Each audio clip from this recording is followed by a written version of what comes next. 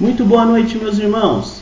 Sejam todos bem-vindos. Esse é o programa Papo de Iniciante. Eu sou o Diogo e a partir de hoje, toda segunda-feira, às 19 horas, nós receberemos um convidado para um bate-papo sobre espiritualidade. Hoje nós recebemos aqui o querido irmão Marcos José Felipe, que é terapeuta holístico, médium e um dos dirigentes do Templo Escola Tria de nossa Umbanda e do site Sabedoria Divina, Espiritualidade, Oráculos e Medicina Vibracional. Marcos, muito boa noite e gratidão por aceitar o nosso convite. Eu agradeço, Diogo, muito obrigado.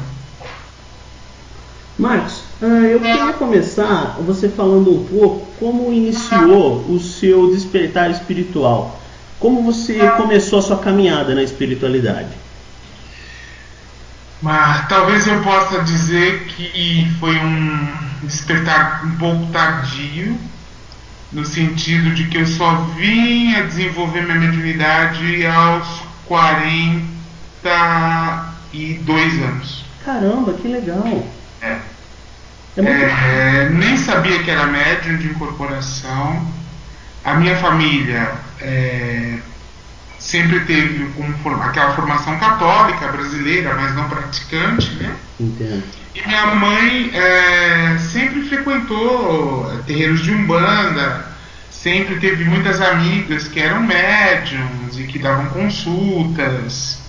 E então eu sempre, desde pequeno, eu fui acostumado a conviver com esse universo da Umbanda. Entendi. Né? Mas sempre como consulente, como alguém que vai, recebe seu passe, conversa com o preto velho e volta para casa e está tudo bem. Né? Entendi. Eu perdi meus pais no intervalo de 3 meses, em 2002. Caramba! E vamos dizer assim, eu estava muito deprimido, muito sem rumo na vida, foi uma queda muito dura, né? E aí eu fui me consultar com um preto velho. Nessa época eu estava morando em Goiânia, e esse preto velho me falou: filho, você nunca percebeu nada? Eu falei: percebi o quê? Ele falou: filho, você tem uma missão com a espiritualidade e agora você já tem a maturidade suficiente para assumir a sua função, né? Nossa! E isso foi exatamente em 2002. Caramba! E aí, lá em Goiânia não é o melhor do mundo para você se desenvolver mediunicamente, até porque é uma cidade muito evangélica. Caramba! Então eu frequentava basicamente 2 lugares, que também eram pessoas que recebiam poucas pessoas, não eram nem grandes centros, né? E fiquei num processo de desenvolvimento no que se chama de Umbanda pé no chão, ou Umbanda tradicionalista. Fui batizado numa cachoeira. Ah, que legal! Vamos dizer assim, fiz os amacis, todo esse processo que a Umbanda mais ritualística diz que é o correto, né? Uhum. E fiquei nesse processo mais ou menos uns 3 anos, até sentir firmeza e tal, né? Entendi. E aí comecei a atender algumas pessoas individualmente, porque eu já não gostei do tipo de atendimento que os centros maiores ofereciam, né? Me parecia um atendimento assim um pouco frio, porque você tem uma quantidade gigantesca de pessoas para atender, todo mundo com uma senha, existem rixas internas, porque sempre tem os guias mais populares da casa, os mais populares da casa, né? As pessoas querem ser atendidas por tal entidade, né? Sempre por aquelas entidades, isso gera conflitos entre os egos das pessoas da casa. Sem dúvida. E aí eu comecei a atender sozinho, comecei a estudar várias linhas dentro da espiritualidade, não só Umbanda, né? Entendi. E tudo isso culminou com o meu retorno a São Paulo em 2010, né? E eu e Fernando Parada, que é meu amigo há 26 anos. Ah, que legal, vocês se conhecem há tempo. Nós nos conhecemos há muito tempo. Então a gente sempre teve vontade de fazer alguma coisa ligada à espiritualidade, né? Ele sempre gostou, sempre excelente médium desde adolescente e um grande estudioso da espiritualidade. Entendi. Mas nós nunca tínhamos pensado em fazer alguma coisa assim tão... Em montar uma casa. De montar uma casa, né? A gente queria ter um cantinho numa chacrinha para poder fazer umas giras pequenas para as pessoas próximas e poder fazer uns rituais xamânicos, porque ele gosta muito de xamanismo, mas Sim. é um excelente xamã. E aí, de repente, a espiritualidade, no dia 7 de setembro do ano passado, 7 de julho do ano passado, eu tive uma noite que eu não dormi e todas as informações sobre o que viria a ser a tríade me foram baixadas, assim. Caramba. Foi um download que eles fizeram. Tudo de uma vez. E vez. eu sabia com tudo, qual que era a proposta, qual que era o símbolo, o que ia ser e tal. Mas aquilo tudo ficou muito vivo, muito claro, só que sem um cronograma. Né? Tipo, que legal, né? Então, assim, ótimo, é isso aqui que a gente vai tocar pra frente, olha, Fernando e tal. Entendi. E todo mundo achou muito lindo, mas pra mim aquilo era uma coisa, um projeto de vida, né? De qualquer... Aí as coisas foram acontecendo de tal forma que a tríade foi inaugurada no dia 14 de dezembro do ano passado. Ah, que legal. Então, uma coisa levou a outra, e outra, e outra. Na hora certa aconteceu, né? E a minha formação é muito eclética, assim. Mas é muito legal essa sua história, porque que nem eu mesmo, eu tenho 25 anos hoje, e vim a descobrir agora tudo isso de mediunidade, e eu me achava velho, porque a gente tem aqueles dogmas que, tipo, para ser médium é desde criança, entende? Então é muito interessante você falar que com 42 anos você descobriu que era médium, né? Exatamente. Isso é muito legal. Foi um choque, né? Eu imagino. E aí depois tudo começou a fazer sentido. Quer dizer, às vezes, talvez se eu tivesse começado a desenvolver a mediunidade mais cedo, provavelmente eu não teria passado por certas coisas que eu tive que passar. Né? Tá tudo no script, mas, né? Tudo me levou a isso, né? E hoje também eu entendo, quer dizer, o papel de você, gente espiritual, né, de você ter sobre a sua responsabilidade um grupo mediúnico, você ter pessoas frequentando a tua casa e querendo receber uma cura, querendo receber um axé, querendo receber alguma bênção, é de uma responsabilidade muito grande, né? Gigante, né? Então, eu não sei se aos meus 20 ou 30 anos eu teria a maturidade necessária para poder fazer isso. Entendi. Né? Que bom, né? Tudo certo, né?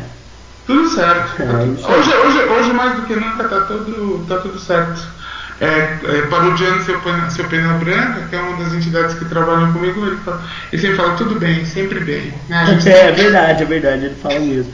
E dentro do seu oráculo espiritual, tem um guia-chefe? Então, esse é um outro conceito, né, cara? Vamos dizer assim, eu aprendi, quando eu estava nesse processo de desenvolvimento, que você tinha o chefe da cabeça, né? A Umbanda tradicional prega isso muito fortemente. Entendi. Hoje eu já não tenho uma visão assim tão fechada, tão dura. Eu acho que você tem... Eles trabalham numa mesa, todas as suas entidades trabalham numa mesa, e você tem um coordenador de trabalhos. Eu prefiro usar essa terminologia, né? Entendi. Então, esse coordenador de trabalhos, no meu caso, é o Pajacó. O Pajacó. Não, ao contrário do que as pessoas pensam, não é o seu Pena Branca. Exatamente isso. Eu acreditei que era o seu Pena Branca. Não, ele é um instrutor. O seu Pena Branca, ele é um instrutor. Ele tem essa função. E aí cada uma das entidades que compõem essa mesa, esse corpo clínico, vamos dizer assim, sim, ataca uma especialidade, né? Dá conta de uma energia específica. Então, eu posso dizer que o Pai Jacó é o coordenador. E na verdade é um espírito com quem eu trabalho muito pouco. Assim, do ponto de vista de consulta, não é um espírito que vem com muita frequência. Mas você sabe. que eu conversei com o Exu outro dia, e ele me disse que geralmente, assim, ele denominou assim, esse coordenador como fosse o seu anjo, que geralmente essa entidade é a que menos incorpora mesmo. Não sei se é uma regra, mas ele disse que geralmente é assim.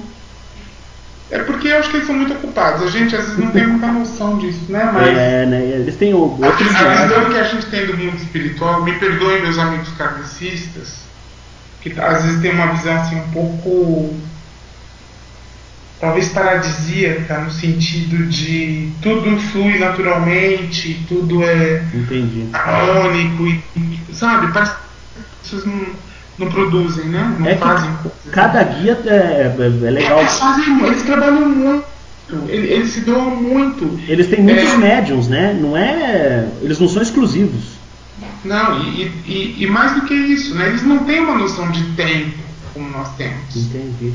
Então, eles estão disponíveis o tempo todo, né? Uhum. Então são muito ocupados, né? Eu, por exemplo, uma coisa que eu faço e que eu acho que é de bom tom, vamos dizer assim, que eu acho que faz sentido, é que assim, muitos centros já fazem uma programação dos trabalhos do mês, ou dos meses, ou até do ano. Sim. Dia tal, gira de caboclo. Dia tal, gira de baiano. Uhum. Né?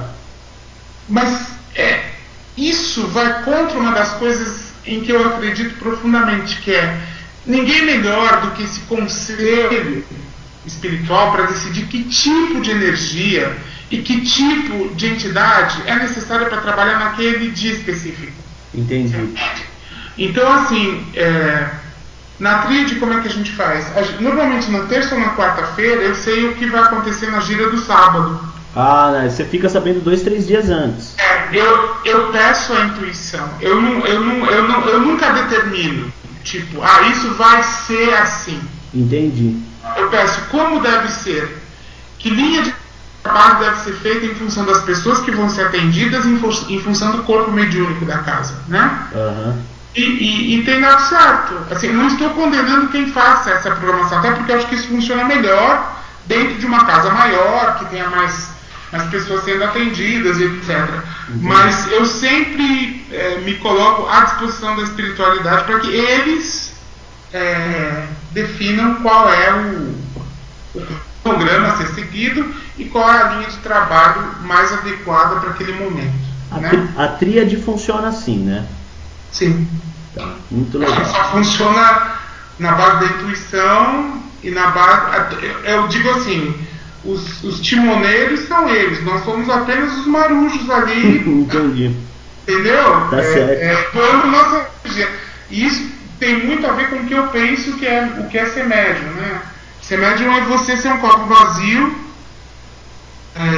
de tudo, de todos os conceitos, os seus autoconceitos, os seus valores. Você pega tudo isso, esquece, apaga. Deixa de lado e deixa a entidade trabalhar. E deixa a energia fluir, entende? Entendi, legal. Isso é uma das coisas mais difíceis que a gente tem que aprender a fazer. Né? Com certeza. E a sua mediunidade, ela é inconsciente, semiconsciente ou consciente? Então, esse é outro grilo, né? Quando eu comecei a me desenvolver, eu não conseguia... Eu achava que era tudo um engodo. Falei, não, isso daqui é algum tipo de teatro. Acho que todo médium passa. Sim, com certeza. Mas que besteira, eu não estou sentindo nada. Aí, eu comecei assim, ia pra frente do congá, olha, o que você está sentindo? E eu lá assim, ai meu Deus, estou sentindo nada, acho que tem um problema. Volto lá, fica lá no banquinho, fica sentindo energia aí, fica sentindo energia. E não senti energia nenhuma, né? Sim. Mas é óbvio, né? Porque o exercício de desenvolvimento mediúnico primeiro um exercício de autoconhecimento. Porque, entenda, como você pode perceber uma energia ou uma consciência, vamos dizer assim, externa sua, se você não conhece nenhum limite da sua? Entende? É que isso é um dos problemas. Antigamente, no começo da Umbanda, quando você precisava de uma coisa mais ritualizada, mais teatral, né? Porque senão as pessoas não acreditariam, né? Que aí eles vinham e tomavam o corpo mesmo. A consciência da pessoa e pronto, né? Tá feito o trabalho, foi embora, acabou. Hoje em dia não existe mais isso. Hoje, raramente você tem um médium inconsciente. A maior parte dos médiums são semiconscientes. Ou seja, eles cedem espaço para que uma consciência externa sua possa vir trabalhar. Entendi. Então ele fica como um grande observador do processo. Mas normalmente, vou dizer por mim, tá? Que é só um exemplo. Você sabe o que se passa, mas você não se liga a detalhes e muito provavelmente você vai se esquecer de tudo que você presenciou no dia seguinte. Isso é ser semiconsciente. É. Agora, e o consciente? Seria o quê? Médio consciente acho que é aquele que trabalha com canalização, né? É aquele médio que consegue manter a sua consciência total, mas ele consegue criar um duto, um canal, por onde flui a informação de uma consciência que não é sua. Entendi. Mas isso no kardecismo você tem algumas coisas assim. Tem muitos canalizadores ou pelo menos que se dizem, de seres ascensionados, de ETs, né? Que assim, o cara não perde a consciência. Mas eu acredito que a maior parte seja sempre consciente. Porque a gente vê hoje, no começo, muitos médiuns iniciantes perguntando como eu posso saber se sou eu ou se é a entidade. Como posso saber se eu estou anímico? Já te respondi. Se você não souber quem é você nunca vai saber se é você ou a entidade. É o que tem um preto velho do seu Edson Rosa, o pai Benedito de Aruanda, fala que antes de você incorporar, você tem que se incorporar. Certo. É uma boa forma de se colocar, porque, vê só, você percebe que você faz parte de um fluxo de consciência que tem muito em comum com essas outras entidades. Só que eles falam as coisas, ou se colocam de determinadas maneiras, que você percebe que não é a sua maneira de ser, nem a maneira de você se colocar nas coisas. Então, você, nesse momento, cai a ficha, fala, eu posso até pensar parecido, mas eu jamais falaria uma coisa assim, ou jamais me colocaria nessa questão dessa forma. Entendi. Né? Então aí você vai aprendendo a se separar disso. Você vai aprendendo a criar seu núcleo de consciência que te define em oposição às outras consciências que trabalham com você. Então uma boa dica aí para os iniciantes conscientes é procurar trabalhar muito o autoconhecimento. Sim, senhor. Sem dúvida. Fundamental. Entendi. Aliás, é uma tônica do que a gente faz na trilha. Entendi. Não adianta ficar botando, né, o nego ficar rodando lá 3 horas, porque ele pode perceber energias diferentes. Mas a segurança que ele vai ter para interpretar aquela energia como uma energia externa é outro passo. Entendi. Né? Então ele vai ao longo. O que a gente trabalha? A gente trabalha no sentido de que a pessoa se conheça melhor e no sentido de explicar que tipo de energia é aquela e que tipo de coisas ele pode fazer com aquela energia. E aí só o tempo e a prática. Um bom médium também é um médium que praticou bastante. Eu cometi muitos erros e falava muita besteira no começo. Isso é absolutamente normal. Nada que comprometesse, né? Entendi. No sentido de você querer dar muitas opiniões, mas a minha própria insegurança no começo fazia com que eu falasse coisas que não deveria ter falado, né? Ou não da forma que deveria ter falado. Então, você cuidar das pessoas, né? É uma coisa difícil. Sim. Né? Sim. Mas tudo faz parte do aprendizado, né? Agora, pra trás até tô né? Mas, não tem jeito, assim, você tem que passar por isso para poder se melhorar. Tá, legal. Você e o Fernando, então, fundaram a Tríade com uma proposta de Umbanda universalista. Explica pra gente um pouquinho o que difere essa Umbanda que a Tríade trabalha da, assim, como a gente pode dizer, da Umbanda raiz.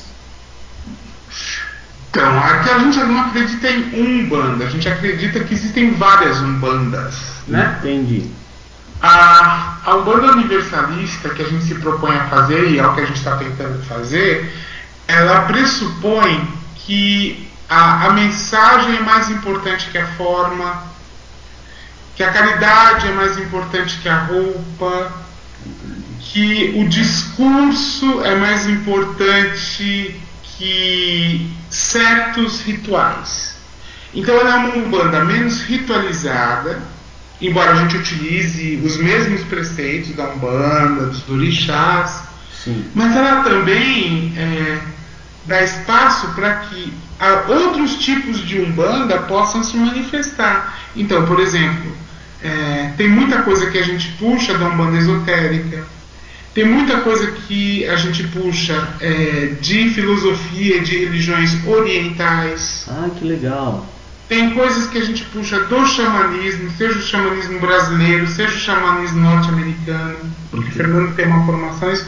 Então, na verdade, a gente entende que a Umbanda, mais do que uma religião, ela é um caleidoscópio de possibilidades de conexão religiosa. Então, é onde cada cultura vai conseguir manifestar a sua própria forma de ver Deus e conseguir transformar isso num ritual que faça sentido dentro daquela cultura. Então, a Umbanda universal é como você trazer o divino para um ritual que funcione dentro daquela cultura. Então, o nosso objetivo é esse, né? É a gente conseguir fazer com que qualquer pessoa, seja no Japão, seja na Alemanha, seja nos Estados Unidos, consiga participar de uma sessão dessas e com o mesmo bem-estar e entendendo que ali o que foi feito foi cura e foi divino. Talvez seja isso. Independente da quais forma. forem os meios que você queira utilizar, né? Vocês procuram buscar a essência e não a forma, né? Você colocou muito bem isso. Sim. Cada vez mais a forma e menos, cada vez mais a essência e menos a forma, né? Existem rituais que têm mais, vamos dizer assim, onde a forma é importante para o tipo de público que você está atendendo, né? Uhum. Mas isso já me foi dito, assim, até a intuição mesmo, né?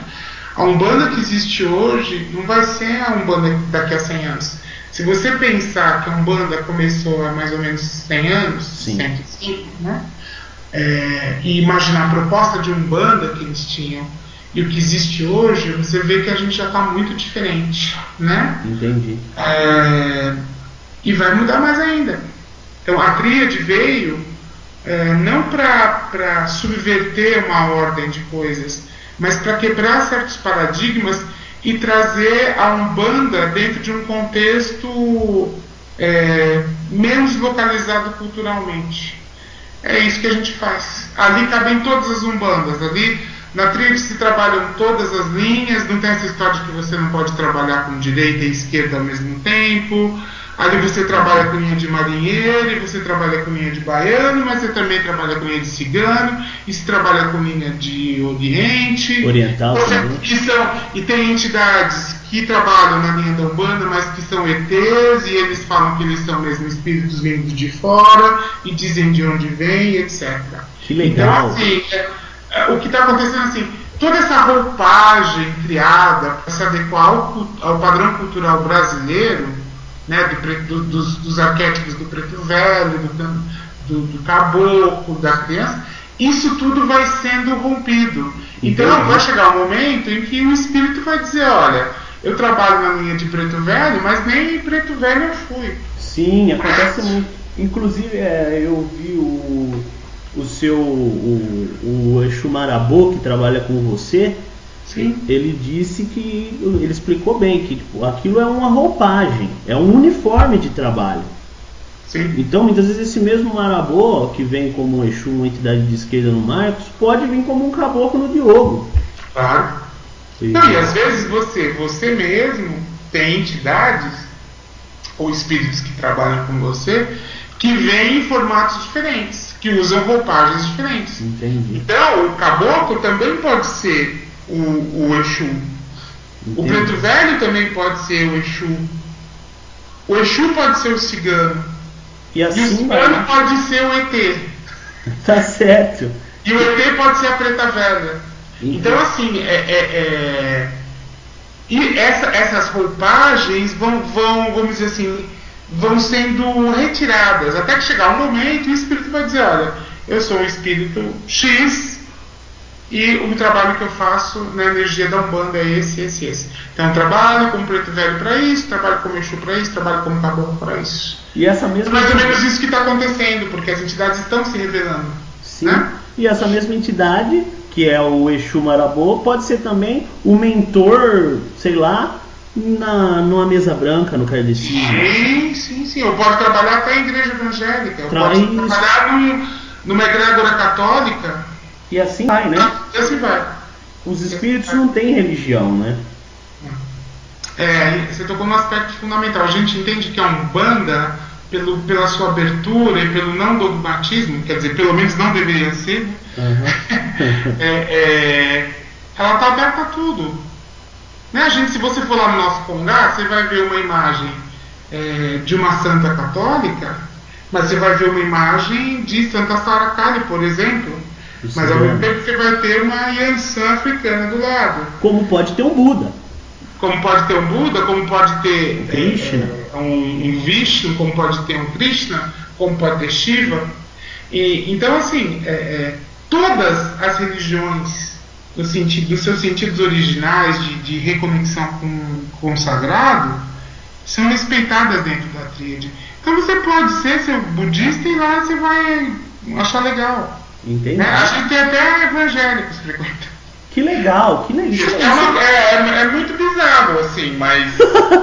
Mas isso é importantíssimo. É importante, porque nós não temos limites. Isso é a gente está lá oferecendo energia e fazendo bem para as pessoas, certo? Pelo menos acreditamos muito seriamente nisso, e acreditamos muito nos mentores da casa, que são seu Ventania, Pai Joaquim de Angola e seu Tranca-Rua, certo? São entidades do Fernando. Então, assim, é o que eu te falei, o leme está na mão deles. Eu toco para um lado, você bate um pouco a cabeça, vai para o outro lado, bate e vai aprendendo, né? Não tem limite, escola de pai de santo, né? Primeiro que eu nem gosto desse termo, né? Você não gosta. É dirigente, né? Pode ser dirigente espiritual, sacerdote. As pessoas acham que você fazer um curso de sacerdócio, você vai ter as bênçãos dos céus. Não, se você fizer um curso de sacerdócio, você vai ter as informações. Mas talvez, além do curso de sacerdócio, você tivesse que fazer um curso de filosofia, um curso de teologia, um curso de psicologia, porque essas coisas todas são muito requeridas, né, no dia a dia do templo. Não é só conhecimento técnico, como fazer o assentamento do orixá, até porque o conceito de orixá que a gente usa ainda é muito africanizado. Sim. Mas por que Oxalá tem que ser daquele jeito? Entendi. Por que eu tenho que usar esse otar dessa forma? Então, assim, esse tipo de fundamento vai ganhando menos importância. A gente tem poucos fundamentos, né? Que a gente respeita. A gente tem os assentamentos pessoais, os assentamentos da casa, como forma de conexão energética, como forma de proteção. Mas não temos essa preocupação, porque se eu não fizer isso, ficar 12 dias sem, sei lá, comer ovo, a coisa não vai funcionar, né? Entendi. Não é assim. Com vocês não é assim. Legal. Muito legal. Pelo menos a gente, na nossa visão, respeito quem faça. Sim, faça tradicional, mas assim, não é o nosso barato. É a verdade de vocês, né? A gente respeita tudo e queremos respeito também, né? Tudo evolui, né? É o que a gente espera. Fala um pouco pra gente, o que são as tertúlias que acontecem lá no ritual?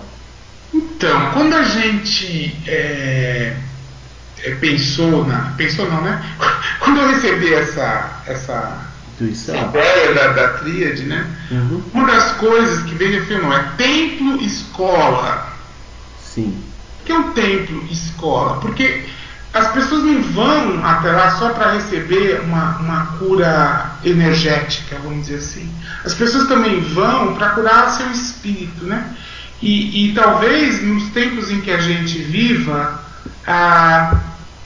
por incrível que pareça, o que eu vou falar pode parecer estranho, mas as pessoas têm de uma ignorância sobre certas coisas básicas que às vezes me assusta. Por quê? Porque você tem acesso a toda a informação, né? Supostamente com clique você tem toda a informação. Sim. Mas as pessoas têm muita informação e pouca sabedoria. Talvez eu consiga resumir assim. As tertúlias são pensadas as tertúlias o que elas são? Elas são, vamos dizer assim, aulas, workshops. Entendi. Com as entidades.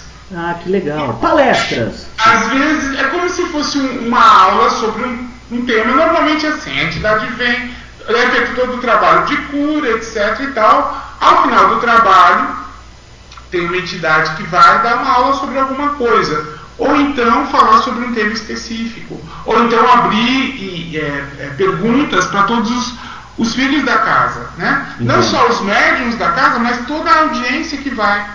Então, às vezes, a gente tem tertúlias com 30, 40 pessoas. Ah, né? Então não é só pros filhos assim, da casa? Não, é porque a gente está num momento, Diogo, de disseminar conhecimento, mas um conhecimento que toca o coração das pessoas, né? Entendi. Eu posso ter uma sumidade e ter lido 1.200 livros sobre Umbanda. Se eu não tiver uma conexão com o meu cardíaco, com a ressonância, com a minha espiritualidade a partir do cardíaco, não me serve de nada. Eu posso até ser um grande acadêmico e escrever um tratado sobre a Umbanda, mas eu não vivenciei nada. Então, essa é a forma que a espiritualidade diz assim: todo conhecimento tem que partir do que você vive para fazer sentido para você. Então, o que as entidades tentam fazer nessas tertúlias é pegar a experiência prática da pessoa, com o conhecimento que eles têm, que obviamente é um conhecimento de quem está aí no astral há trocentos mil anos, né? Sim. E dar aquilo, às vezes a temas corriqueiros, uma nova luz.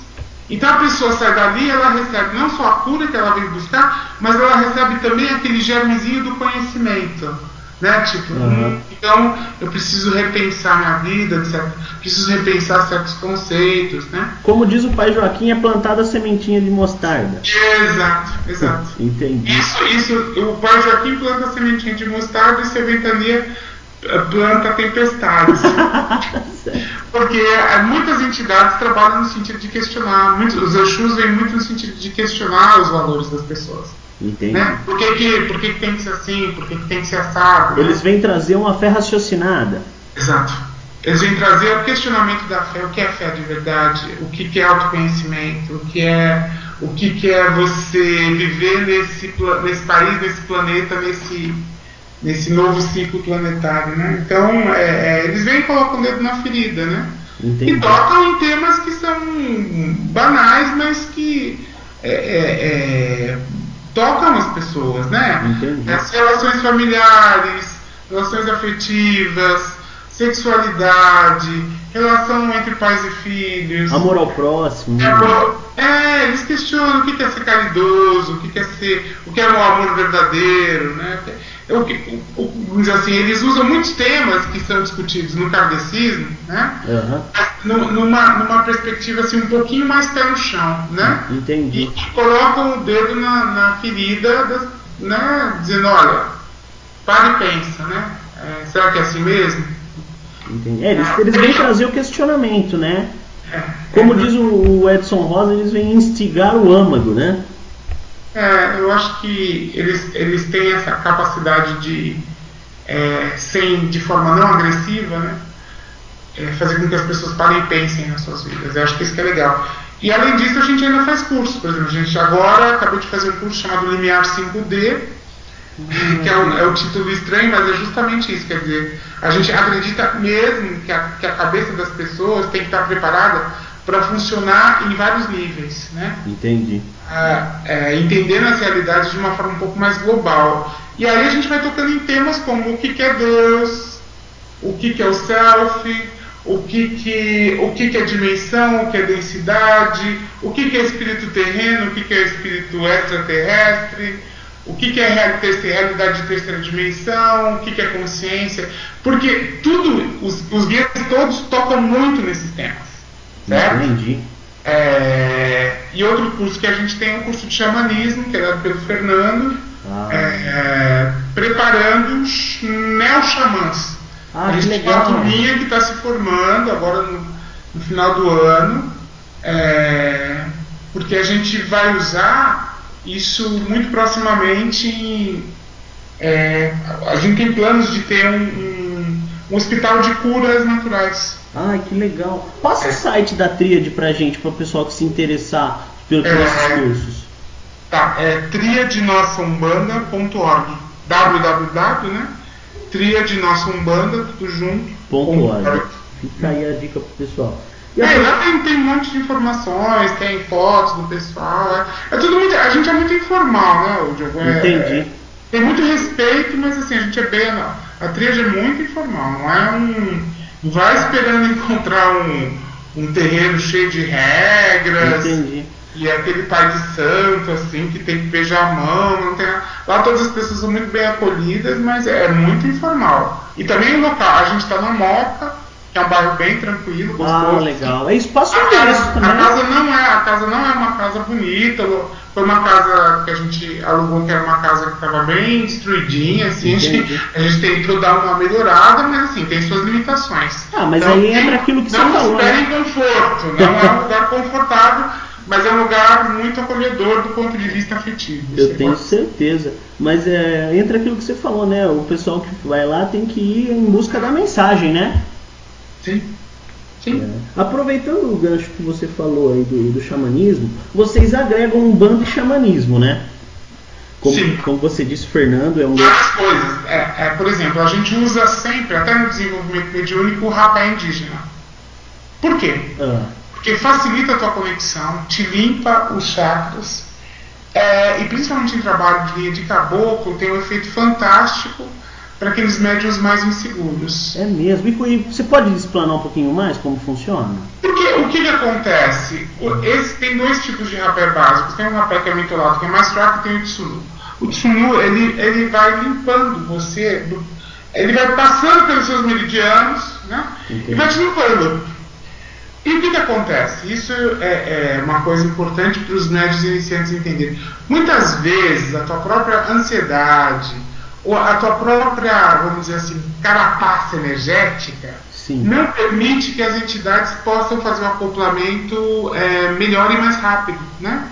O que o rapé faz, ele te ajuda a fazer esse acoplamento mais rápido, porque você limpa a sua energia e você está mais aberto para receber energia da entidade. Ele ajuda, assim, falando assim, a grosso modo, ele vai te impulsionar a incorporação? Sim. Que incrível. Muito. Isso é uma coisa... Mas, assim, isso para os médios. Mas a gente dá para os não médiums também. Para fazer a limpeza. Porque faz a limpeza de qualquer forma. É uma forma de você utilizar a própria consciência da pessoa, né? Para que ela possa trabalhar na sua energia. Entendi. Então, e até fazer com que a pessoa esteja mais aberta a receber cura. Porque a gente também tem poucos dogmas na tríade, mas uma das coisas em que a gente realmente acredita é que só se cura quem quer ser curado.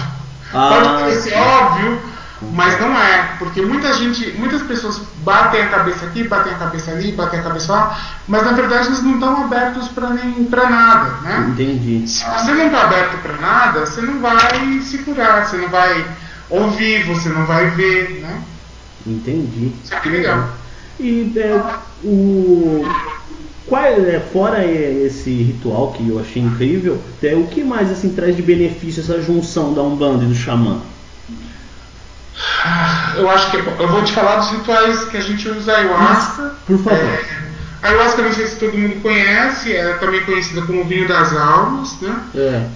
Ele é um chá que é obtido através do cozimento de duas plantas amazônicas, uma folhagem e um cipó, que gera um chá que tem um sabor esquisitíssimo, não é bom. Entendi. E ele contém DMT. O que o DMT faz? Ele te leva a um estado alterado de consciência.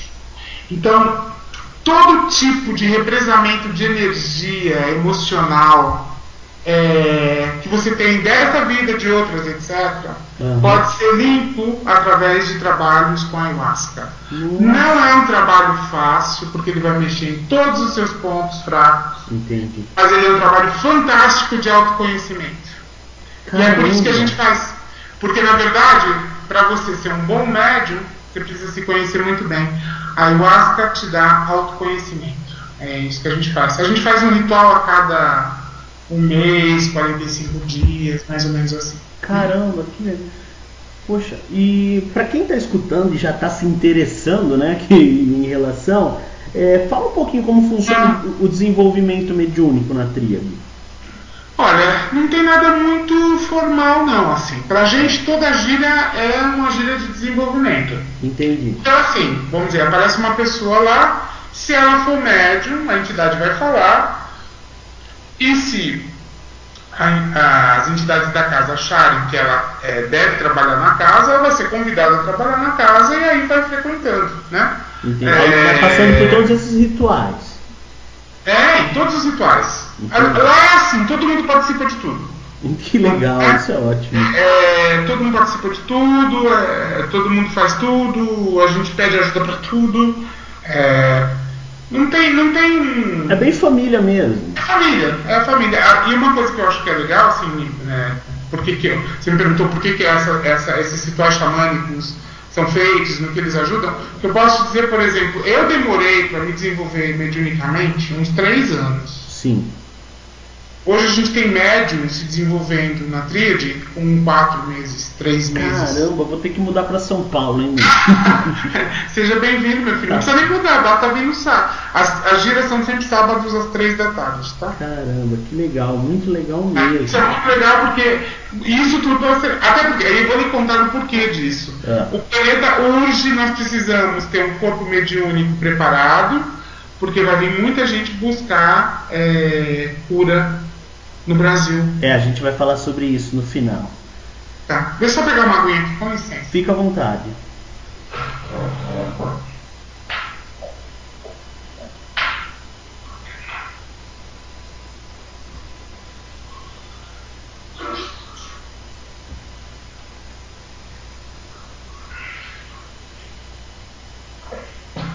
Pronto.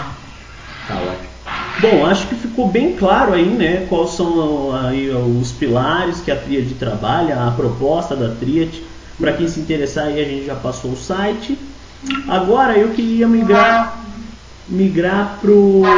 sobre o outro projeto de vocês, que é o Sabedoria Divina. Sim. Lá, o Sabedoria Divina, ele oferece alguns trabalhos, pelo que eu vi, né? Sabedoria Divina é uma iniciativa de um dos filhos da casa que teve a ideia de colocar-nos como, sei lá, orientadores e curadores. E ele é um trabalho, a gente faz 2 linhas de trabalho, uma linha de trabalho e uma linha de orientação. Então, por exemplo, eu sempre estou dando dicas sobre vários temas. Sim, eu vi vários vídeos. Ele não é um site de Umbanda, ele sequer é um site espírita, ele é um site que lida com a espiritualidade de uma forma de bem-estar para a vida moderna. É um site bem assim universalista mesmo. É universalista, eu não advogo causas, né, de religião A ou B, nem sequer da Umbanda, né? Sim. E aí a gente tem, e também é uma forma da gente levantar uma grana até para poder bancar os custos com a tríade, né? Entendi. Então, por exemplo, eu trabalho com mesa radiônica, eu faço várias coisas, mas o que está anunciado lá é a mesa radiônica, que é um instrumento de cura bem interessante. Exato. E o Fernando trabalha com cartas e com búzios. Inclusive o Fernando vai estar aqui falando com a gente logo, né? Eu já falei com ele, ele topou. Sim, vai ser legal. E fala um pouco pra gente de como funciona a mesa radiônica quântica. Então, isso aconteceu na minha vida também de uma forma bem inesperada, porque eu sempre gostei de lidar com energia. Tá. Sempre gostei de lidar com cristais, sempre entendi que tudo é um campo energético. Tudo é energia. Sempre li muito sobre física quântica, apesar de ter sido um péssimo aluno de física. Me interessei muito sobre física quântica e até porque sempre gostei muito dessa coisa de universo e tal, e fui tentar ler um pouquinho mais sobre isso, mas uma perspectiva mais oriental, tipo Amit Goswami e coisas desse tipo. E aí, falam muito sobre bem-estar e prosperidade e lei de atratividade, essas coisas. E aí, um dia, nessa época eu estava morando no Rio de Janeiro, eu vi um anúncio, né, de um curso de radiônica. Eu falei, nossa, que interessante, né? Então, e fui fazer o curso, assim, mas sem grandes expectativas, mas como curioso. Curiosidade pessoal. E o Fernando falou, não, vai fazer que vai ser bom pra você. O Fernando estava animado. Então, aí foi. E foi realmente, assim, eu posso dizer que mudou minha vida. Hoje, para mim, é um oráculo sem o qual eu não passo um dia. Então, assim, primeiro, o que ele... Ele parte do... A mesa radiônica, ela tanto é um instrumento de avaliação da energia, né? Sim. Quanto um instrumento de cura. Então, ela faz, primeiro que ela mapeia a sua energia. Ou, eu estou falando de pessoa física, mas você pode fazer isso, por exemplo, com o ambiente. Uma casa, um negócio. Então, ela mapeia a energia e automaticamente ela vai me dando os instrumentos necessários para curar aquela energia, para integralizar aquela energia. Para harmonizar. Para harmonizar a energia, né? Entendi. Isso tudo é feito assim, com um pêndulo, que pode ser de várias formas, uma placa impressa onde tem vários instrumentos. E aí você vai pendulando e vai mandando, entre aspas, a cura necessária para aquilo. Isso se chama medicina vibracional. Que vai ser, na minha acepção, a medicina do futuro. A medicina do futuro. Você vai mandando tudo energeticamente. Né? Entendi. A mesa radiônica, ela foi redescoberta a partir da radiestesia, que é uma ciência que estuda como você mede as coisas. Todos nós somos radiestésicos, né? A gente mesmo é uma anteninha, você está sentindo. Você entra no ambiente, por exemplo, você sente. O ambiente está pesado, o ambiente está bom. Exato, né? Então você percebe certas coisas. E esses mesmos instrumentos que você usa para aferir, para ver como está a energia, você usa para harmonizar? Não, são instrumentos diferentes. São instrumentos você usa um diferentes. relógio radiestésico para avaliar. Sim. E depois você vai... O que acontece a minha energia psíquica entra no seu campo energético e através do pêndulo a sua energia vai me dizendo o que está precisando, o que está faltando. É uma coisa louca, assim. Caramba, que legal. Acho que aí pode ser feito, por exemplo, à distância. Outro dia eu fiz uma mesa para um amigo meu que mora na Nova Zelândia. Caramba! Quer dizer que você atende... Não tem distância, né? Assim, nesse plano físico da gente parece muito longe, mas assim, se você pensa que tudo é um campo energético só, tudo é um campo unificado, então tudo está interligado. Entendi. Então, basta você se plugar na coordenada, que é a energia da pessoa, e pronto, você estabeleceu a conexão, não está feito. Pode ser em qualquer lugar. Que legal. Muito legal. Quer dizer que você pode atender, vamos supor, se eu quiser me consultar com o Marcos, é só a gente marcar e você me atende por Skype. Que legal. Na verdade, 90% dos meus atendimentos são por Skype. Caramba. Da gente do Brasil inteiro. Que legal. É bem legal mesmo. Assim, vale a pena porque... E falo isso por mim mesmo, porque assim, todos os dias eu me levanto, tomo meu café e venho fazer a minha mesa, porque esse aspecto que é a energia, né? Sim. Você, enquanto dirigente espiritual, tem que estar sempre vibrando lá em cima, né? Mas nós somos humanos, certo? Sim. Nós estamos sujeitos às nossas questões emocionais, afetivas, financeiras, todo mundo tem seus problemas, né? Claro. E aí o que eu venho, faço minha mesinha para estar sempre bonitinho, equilibrado, etc, né? Como é que isso é uma coisa que a gente bate muito na tríade, o Diogo, assim. Como você, enquanto médium, ou enquanto dirigente, o que quer que seja, porque eu também sou médium, né? Como você, enquanto médium, pode querer ter uma boa relação energética com a sua entidade e atender outra pessoa, se você não está bem? Sim, deixe seus problemas. Eu vi um Tata Caveira falar, quem gosta de carniça é o urubu, né, meu? Você tem que estar limpo.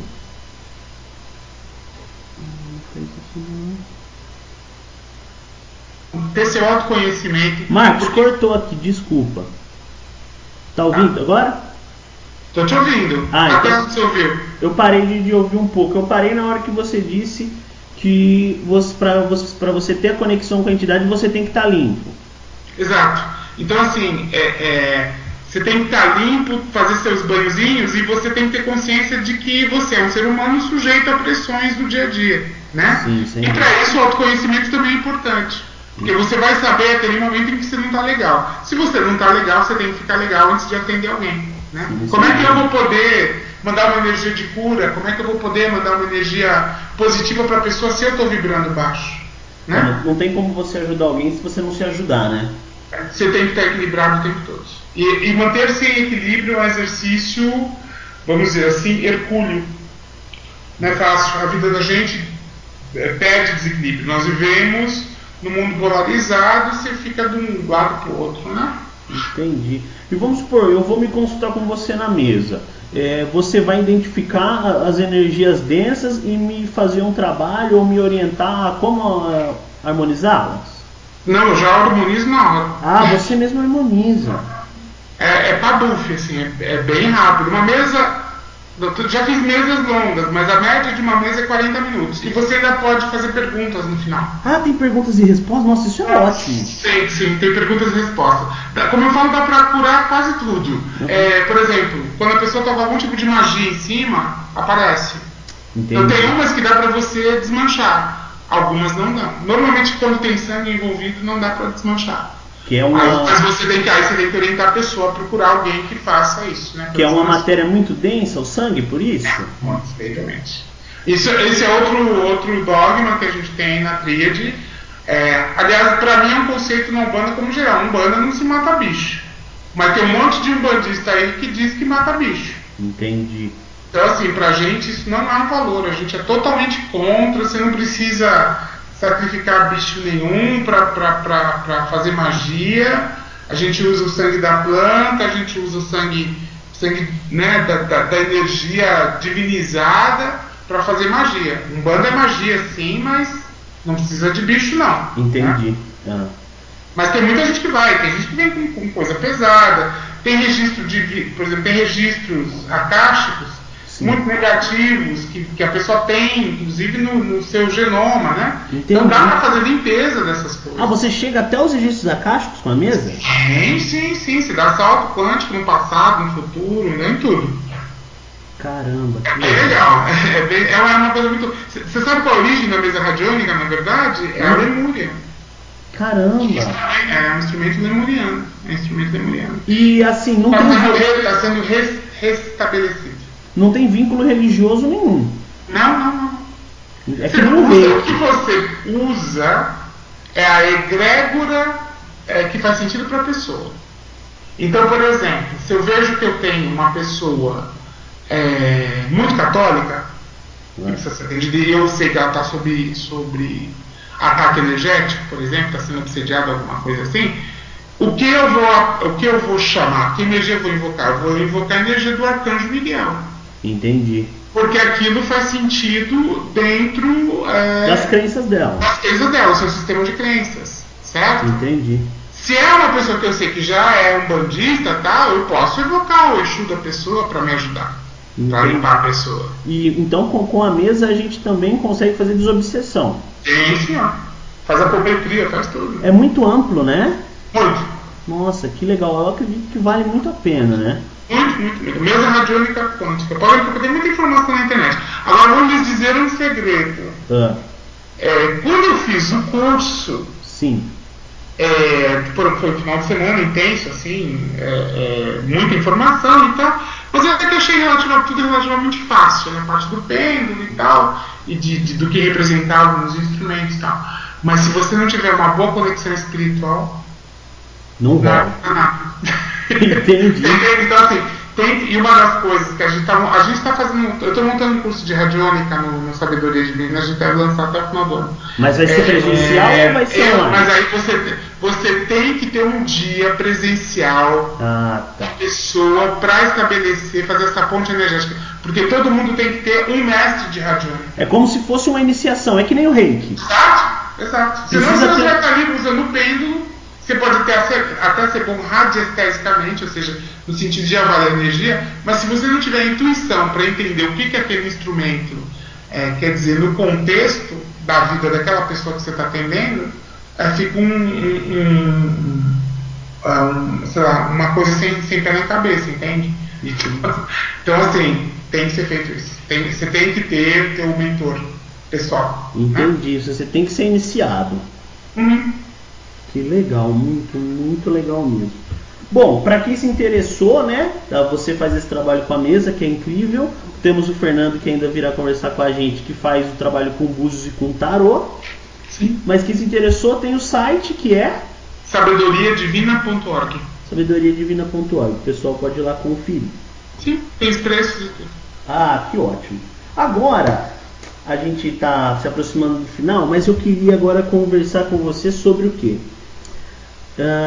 Do que eu conheço do trabalho de vocês, eu ouvi falar que a espiritualidade que acompanha vocês tem alertado sobre tempos difíceis que a humanidade irá passar. Eu vi o Caboclo Pena Branca falando isso. Seu Pedro Ventania falou também. Isso. O que seriam essas dificuldades e o que a gente poderia fazer para assim, meio que se preparar? E qual a importância do Brasil nesses acontecimentos?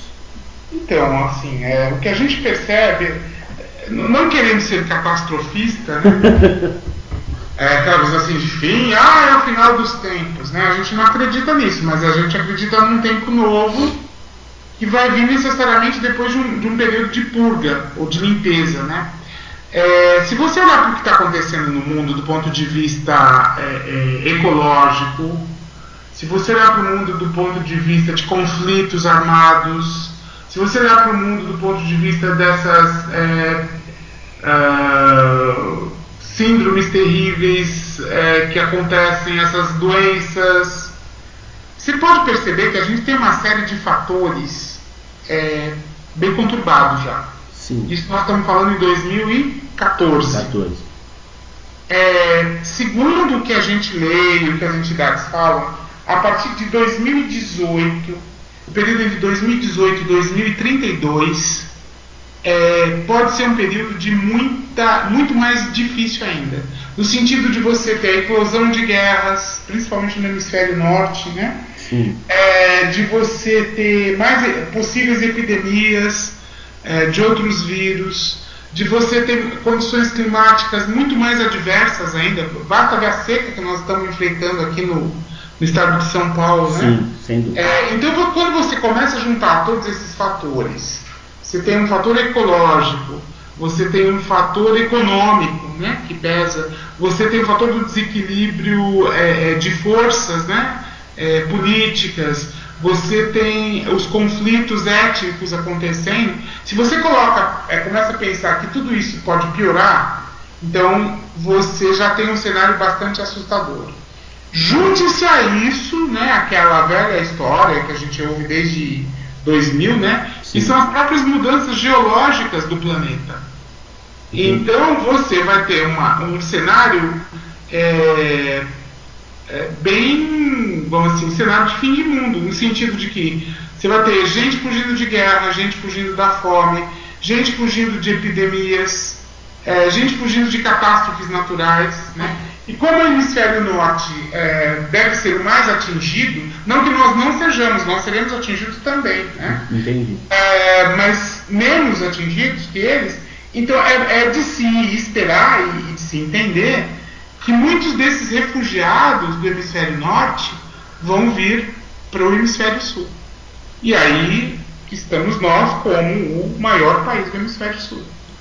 Então seria assim. A responsabilidade do Brasil seria, pelo menos o que seu Pena Branca disse, e que está muito respaldado nas coisas de Emmanuel e Arcanjo Ismael, é que o Brasil vai ser não só o celeiro, né, no sentido de dar guarida para essas pessoas, né, do ponto de vista de moradia e alimento, mas também do ressurgimento da espiritualidade, né, de uma espiritualidade mais universal, porque vai ter que abarcar gente que vem do mundo inteiro e que tem as suas tradições, né? Sim. E talvez, se você colocar isso num período aí de 100 anos ou 200 anos, o surgimento de uma nova raça com um patamar de consciência crística diferenciado. Então é basicamente isso que vai acontecer, pelo menos que a gente acredita, nos próximos anos. A gente tem um projeto de ter um hospital mesmo, né? Assim, já visando esse acontecimento. Já visando isso, um hospital de campanha, um hospital móvel até, né? E um hospital, uma região mais calma, talvez, não sei, a gente não sabe ainda, mas acreditamos que não vai ser numa grande cidade, vai ser uma região mais rural, mais afastada, até porque uma das coisas que a gente acredita é que as pessoas vão ter que reaprender a se sustentar. Entendi. E aprender a respeitar a terra. Né? A plantar, a colher. Plantar, criar seus bichinhos, a respeitar, a tirar o leitinho da vaca, comer o ovinho da galinha e viver de uma forma mais simples, né? Porque eu acredito que com todos, se realmente se confirmarem essas convulsões todas, não tem nenhum sistema político-econômico que consiga resistir, né? Então até que seja repensado esse modelo de como é que vai ser o mundo, né? Porque aí você imagina que coisas como, por exemplo, fronteiras entre países vão deixar de existir, né? Entendi. Que polícia de fronteira vai conseguir segurar um êxodo de milhares ou milhões de pessoas, né? Não tem como. Não tem como, né? Então é mais ou menos isso. E conhecendo a história do mundo, eu acredito que isso já aconteceu no passado, isso não é uma novidade, né? Para quem conhece o ser humano profundamente, sabe da sua profunda polaridade, né, de bem e de mal, sabe que isso é bem possível de acontecer, né? E o planeta também é uma consciência viva e eu acho que ele está de saco cheio de ser explorado. A gente tem um padrão de consumo que não é compatível com o planeta, tem gente demais, se consome demais e se polui demais. Vai ser a lei de causa e efeito se fazendo. Exato. Então, assim, é pra gente se preparar nesse sentido. Então, e o Brasil vai ficar assim como um pronto-socorro. Acredito muito no sentido de acolhimento, porque o brasileiro tem essa característica, né? Sim, sem dúvida. O brasileiro é acolhedor. Ele não tem se você perguntar para o brasileiro, ele não tem preconceito contra país nenhum, contra ninguém, né? Sim. E se você notar, já está tendo um fluxo migratório, pelo menos aqui em São Paulo você percebe muito claramente isso. Muitos asiáticos, muitos africanos, verdade, muitos andinos, muitos, eu não estou falando de pouca gente não, é uma coisa que você não via, por exemplo, você não via negros africanos em São Paulo, você vê muitos haitianos, muitos nigerianos, muitos bolivianos que vieram naquela história da costura, né, assim, até para serem explorados. Então tem muitos. E outros, então, por enquanto estão vindo os desvalidos do mundo, vamos dizer assim, né? Sim, mas quando eclodir um conflito mais sério, e pense que os alvos principais do conflito mais sério, com certeza são os países mais desenvolvidos, né? A nata vai vir também. Exatamente. E aí o Brasil vai virar o que sempre foi, que é um grande caldeirão, né? E recebendo gente aí do mundo inteiro para parir alguma coisa nova para o mundo.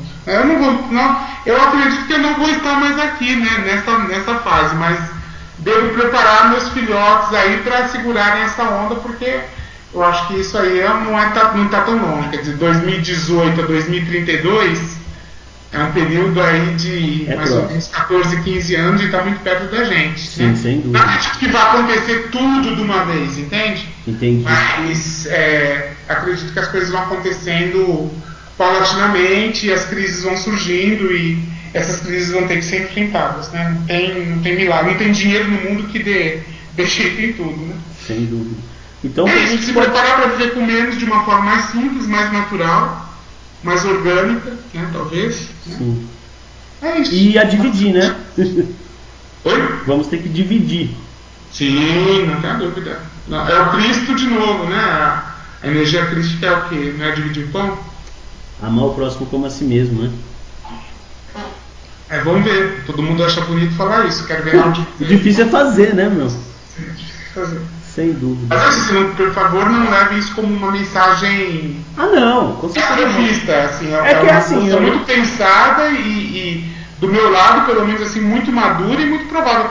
Deus ajude que a humanidade consiga mudar a sua mentalidade, né? Entendi. Que a gente consiga orar muito pedindo pelo amor de Deus, assim, por Nossa Senhora, que tenha, assim, realmente possa nos perdoar nas nossas fraquezas, né? Entendi. Mas aqui isso já aconteceu tantas vezes, né? Até aquele programa famoso do Chico Xavier, que ele fez, né? Acho que na década de 70, final da década. O Pinga Fogo?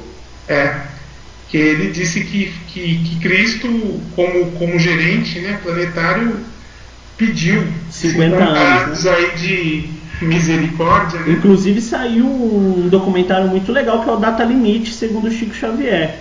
Então, para você ver assim, quando essas coisas começam a confluir, sincronicidades acabam acontecendo é porque tem um fundamento, né? Sim, sem dúvida. O Xavier, para mim, foi um dos avatares. Ah, sim, ele é não tem palavras, né, para descrever. Então, acho que ele está acima do bem e do mal. Quer dizer, você não imagina ele falando uma coisa sem sentido. Então, assim, eu acho que... E aí esse prazo aí acaba agora, em 2018, 2019. Isso, exatamente. É isso que fala. É mais ou menos isso. Tipo, a humanidade está de novo, né, na beira do abismo. E aí, vai pular ou vai voltar para trás? Tá certo. Mas é isso. Legal demais. Quero pedir aí para você indicar pra gente 3 livros aí que você acha que quem está iniciando aí, independente de ser umbandista, de ser kardecista, então 3 livros que você acha legal aí, que pra gente se conectar com a espiritualidade.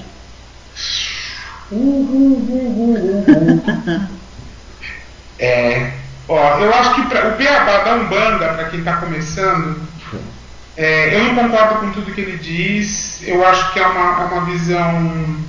Ele tenta colocar as coisas dentro de um tabuleiro de xadrez que fique mais compreensível para as pessoas, né? Uhum. Mas ainda é muito dogmático para mim, que é o livro do Saraceni, que Doutrina e Teologia de Umbanda Sagrada. Tá. Eu acho que esse aí é o beabá. Legal. Vale a pena muito, muito, muito ler. Tem outro livro que eu recomendo, que é o Kaibailion. Não me peça os autores.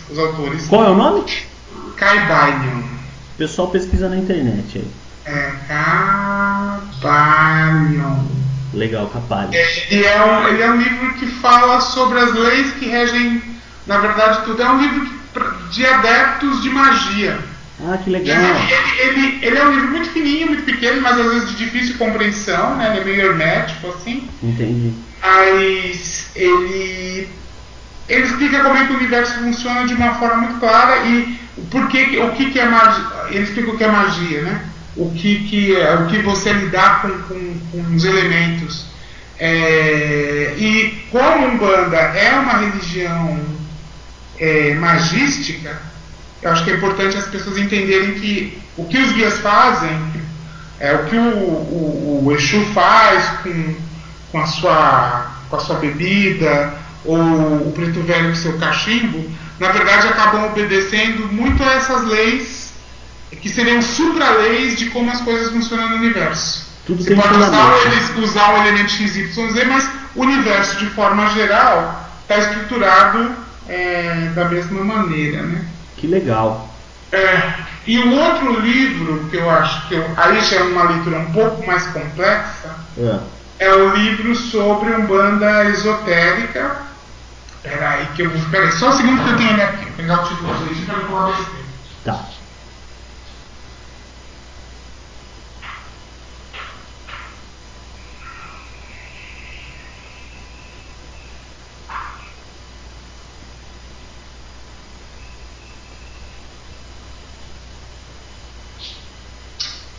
Se chama Umbanda, a Protossíntese Cósmica. Tá. Do mestre Arapiaga, né? Entendi. Que foi canalizado aqui pelo Vivas Neto, que é uma outra linha de Umbanda, mas é já uma linha bem mais complexa, porque ela tem muito a ver com teosofia e que legal. certos conceitos. Que é uma linha que me agrada bastante, mas já não é uma leitura fácil. Né? Fica de desafio. Assim, para quem está começando, se der conta desses 3 já tá bom. Tem muita coisa, né? Sim. Hoje tem muito romance. O Saraceni tem muito romance, assim, né? Muita história sobre Exus, entidades e tal. Romanceados, acabou virando meio que uma coisa de romance. O que eu não gosto muito é que as pessoas leem aquilo, tipo, então a história do seu tranca-ruas é essa aqui. E toma isso para todos os tranca-ruas. Entende? Esse é o problema. É uma visão reducionista, né? Aquele ali é um exemplo de uma história que gerou um arquétipo, mas não é que todo tranca-rua é daquele jeito e nem aconteceu da mesma forma, tal, né? Entendi. Eu não gosto de nada que feche a cabeça das pessoas. O que as pessoas dizem digam assim, é isso, né? Então, É uma coisa que a gente prega muito no trade, é que assim, uma visão é sempre uma visão, não é a visão. Ninguém tem a visão do todo. Nem só Deus, fonte de tudo que é. Isso. Eu acho muito legal ter um caveira que fala que não existe verdade, existe graduação de realidade. Exato, perfeito. E uma visão, você tem várias visões sobre o mesmo fato. Isso. Tá perto. Marcos, eu quero agradecer muito. E aí, se você puder, aquilo que a gente conversou, se puder vir algum guia do seu oráculo espiritual para passar uma mensagem final pra gente, depois você volta e a gente se despede, tudo bem? Tá. Então já sei quem vai vir, é o pai José de Arimateia, tá. Que é um preto velho, que não é um preto velho africano. Ele trabalha nessa linha que a gente chama de linha do Oriente, né? Ah, que legal. Então ele é muito calmo e vamos ver. Mas provavelmente ele vai querer que você pergunte, sei lá, deixa rolar. Vai lá, obrigado.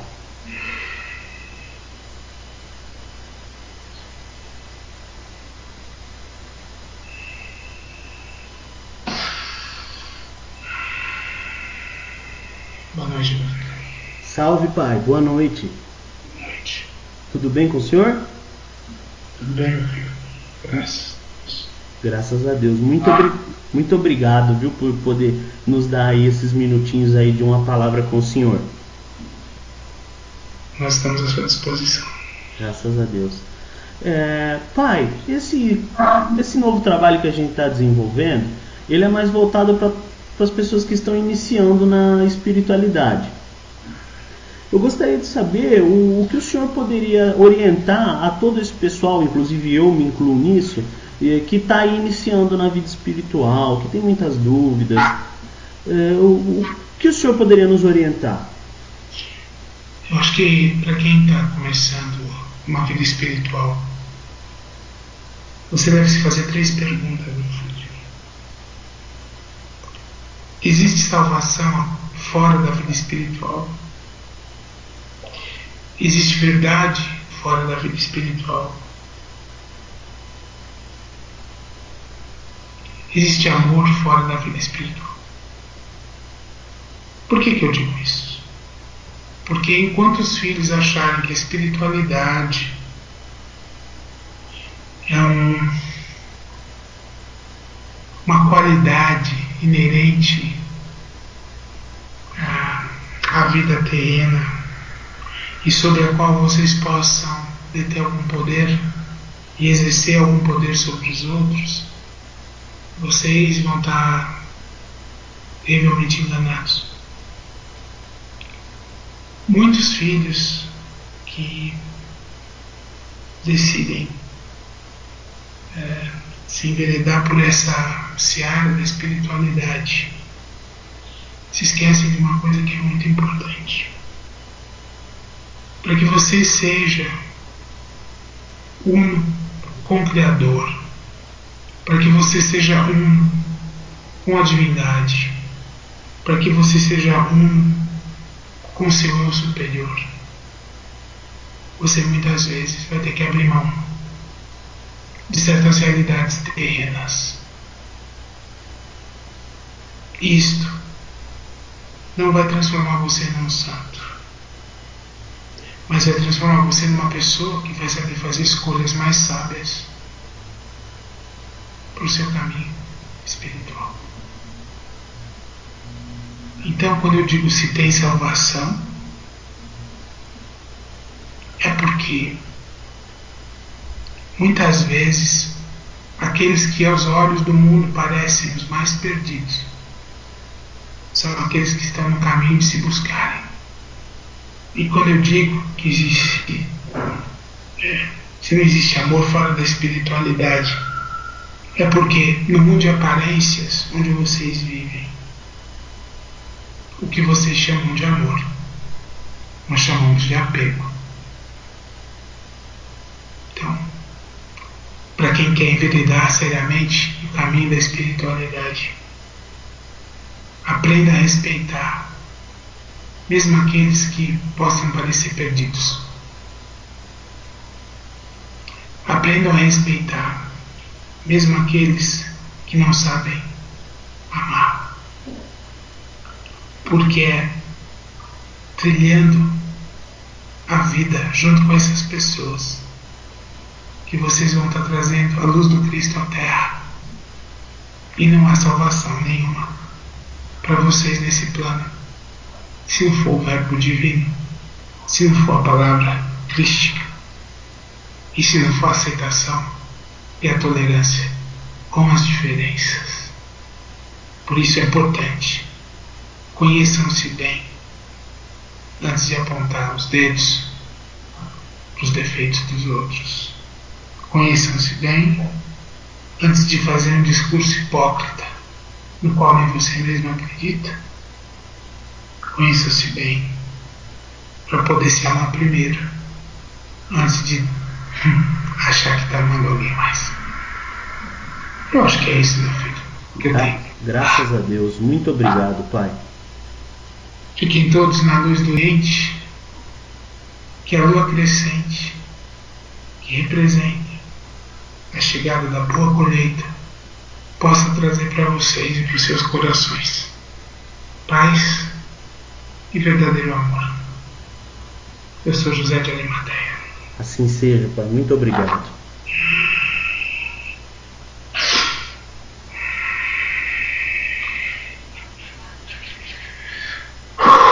Pronto, foi. Pô, que legal. Que mensagem linda, Marcos. Gostou? Nossa, maravilhosa. Ai, graças a Deus, que bom. Ele sempre fala coisas bonitas. Nossa, linda. E ele é conciso, mas ele sempre fala coisas bonitas. Eu gosto muito dele. Eu trabalho bastante com ele na Tríade, mas ele nunca fez nenhuma entrevista lá pros diálogos do Jeff, não. Ah, que legal. Fica aí, o pessoal conhece mais uma entidade aí que trabalha com você. Claro. E ele tem um trabalho lindo mesmo. Admiro muito. Graças a Deus. Marcos, mais uma vez, muito obrigado por aceitar o convite, por acreditar nesse trabalho que a gente está iniciando. Para mim foi uma honra ter você como primeiro aqui, de muitos que virão. Com certeza você vai voltar, se Deus quiser.